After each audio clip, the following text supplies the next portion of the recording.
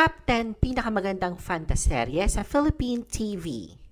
10. Agua Bendita. Kwento ng kambal na sina Agua na may normal na anyo at bendita na tila gawa sa tubig. 9. Mahika. Kwento ni Sabina na natutong gumamit ang mahika upang iligtas ang kanyang pamilya at ipagtanggol ang mundo. 8.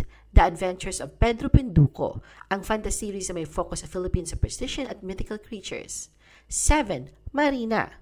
Ang Marina ay nakasentro sa isang sinumpang babae na maging sirena na nangarap na maging tao. 6. Bagani. Kwento ng 5 bayani mula sa iba't ibang tribo na nagtulungan upang iligtas sa kanilang mundo laban sa kasamaan. 5. Darna. Ang iconic na superheroine ni Mars Ravelo at pinasikat ito na Angel Locsin, Marian Rivera at Jane De Leon. 4. Lobo. Umikot sa kwento ng pag-ibig sa pagitan ng isang taong lobo at isang tao.